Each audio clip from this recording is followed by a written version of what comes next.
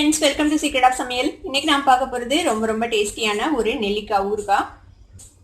நெல்லிக்காய் பத்தி உங்க எல்லாத்துக்குமே நல்லா தெரியும். நெல்லிக்காயில நிறைய விட்டமின் சி இருக்குது. இது வந்துட்டு பாடியில இம்யூனிட்டியை டெவலப் பண்ணும். கோல்டு இருக்கும்போதெல்லாம் சாப்பிடலாம், ரொம்ப நல்லது. கோல்டு எல்லாம் கண்ட்ரோல் பண்ணும் இந்த நெல்லிக்காய். இந்த நெல்லிக்காய் ஊறுகாயும் உங்களுக்கு வந்துட்டு ரொம்பவே நல்லது. இது வந்து பசியை வந்து தூண்டும். இதை அடிக்கடி சாப்பிட்டீங்கன்னா இது வந்து நல்ல பசி எடுக்கும். இந்த ஊறுகாய் சாப்பிட்டோம்னா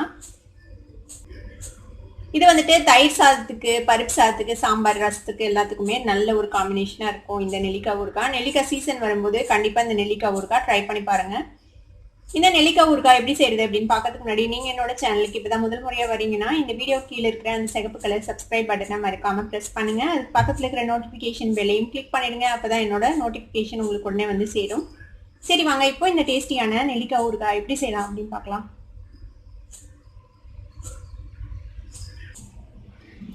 நெல்லிக்காய் ஊறுகாய்க்கு வந்துட்டு நான் வந்து ஒரு 1/2 கிலோ அளவுக்கு நெல்லிக்காய் எடுத்திருக்கிறேன். இந்த நெல்லிக்காவை வந்துட்டு நான் ஆவியில வேக வச்சு ஒரு 5 மினிட்ஸ் ஆவியில வந்துட்டு வேக வச்சு எடுத்துட்டேன். இந்த மாதிரி பிட் இந்த மாதிரி அந்த செக்மெண்ட்ஸா நம்ம கட் பண்ணி வச்சுக்கலாம். இது ஈஸியா கட் பண்ண வரும் உங்களுக்கு வேக வச்சிட்டிங்கன்னா. இங்க பாருங்க, இந்த மாதிரி இப்படி கட் பண்ணி இப்படி எடுத்தீங்கனாலே செக்மெண்ட்ஸ் வந்து அழகா வந்துடும்.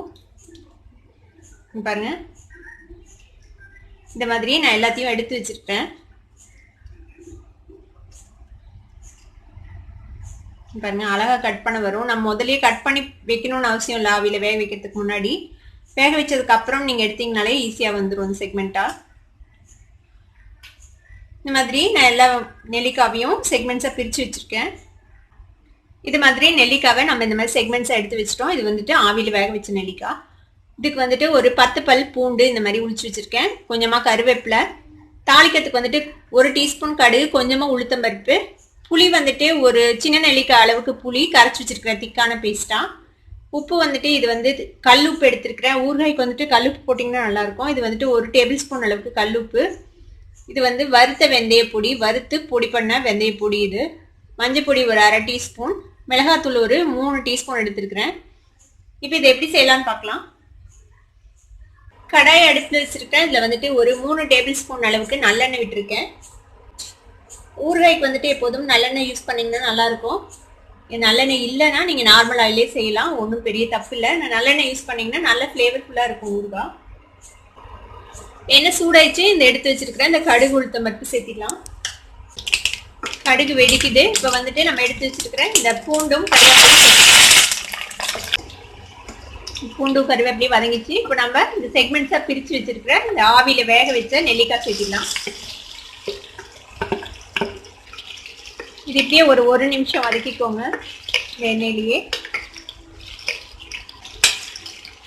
ஒரு 1 நிமிஷம் வதங்கிடுச்சு. இப்போ இந்த நெல்லிக்காய் இன்கிரீடியன்ட் சொல்லும்போது பெருங்காயம் சொல்ல மறந்துட்டேன்.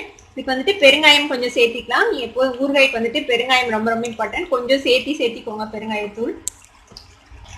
இப்போ இது கூட நம்ம எடுத்து வச்சிருக்கிற மிளகாய்த்தூள், உப்பு, மஞ்சள் பொடி 3ஐயும் சேர்த்திக்கலாம்.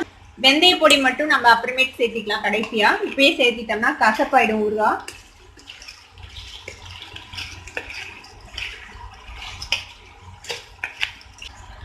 இப்போ இது கூட நம்ம எடுத்து வச்சிருக்கிற இந்த புளி தண்ணியும் சேர்த்திடுங்க. புளி வந்து நல்லா வேகணும், அது வரைக்கும் இதை வேக வச்சுக்கலாம். ஒரு 2 நிமிஷம் ஆகும். நல்லா சுண்டி எண்ணெய் தெளியணும். புளி நம்ம திக்கா தான் விட்டுருக்கோம், அதனால இது சீக்கிரமே சுண்டிடும். பாருங்க, நல்லா எண்ணெய் வந்து மேலே தெளிஞ்சிச்சு. இப்போ இதுல நம்ம எடுத்து வச்சிருக்கிற இந்த வெந்தய பொடி சேர்த்திலாம். இது வெந்தயம் வந்துட்டு 1 டீஸ்பூன் வெந்தயத்தை நல்லா ட்ரை ரோஸ்ட் பண்ணி செவக்க வறுத்து அதை வந்து பவுடர் பண்ணி வச்சிருக்கேன். இந்த வெந்தய பொடியும் இதுல சேர்த்தியாச்சு. இப்போ இதையும் ஒரு மிக்ஸ் பண்ணி விட்டுருங்க. வெந்தய பொடி போட்டதுக்கு அப்புறம் ரொம்ப நேரம் இதை வந்து வேக வைக்க வேணாம், அடுப்பு ஆஃப் பண்ணிடலாம். இனி நம்மளோட நெல்லிக்காய் ஊறுகாய் இப்போ ரெடி ஆயிடுச்சு. இது நல்லா ஆறுனதுக்கு அப்புறமேட்டு நீங்க வந்துட்டு ஒரு ஏர் டைட் கண்ணாடி பாட்டில்லையோ இல்ல ஜாடிலையோ நீங்க ஸ்டோர் பண்ணிக்கலாம்.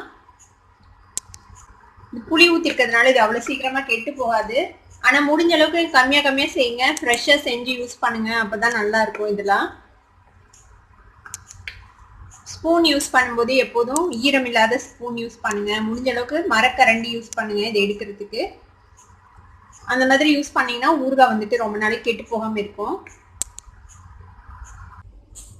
இந்த நெல்லிக்காய் ஊறுகாவை நீங்களும் ட்ரை பண்ணி பார்த்துட்டு எப்படி இருந்தது அப்படின்னு கமெண்ட்ஸ்ல ஃபீட்பேக் கொடுங்க. இந்த வீடியோ உங்களுக்கு பிடிச்சிருந்ததுன்னா சப்ஸ்கிரைப் பண்ணுங்க, பக்கத்துல இருக்கிற பெல் ஐகானை கிளிக் பண்ணுங்க. அப்பதான் என்னோட நோட்டிபிகேஷன் சொன்னேன் உங்களுக்கு வந்து சேரும். லைக் பண்ணுங்க, ஷேர் பண்ணுங்க. தேங்க்யூ ஃபார் வாட்சிங் this video viewers. Bye bye.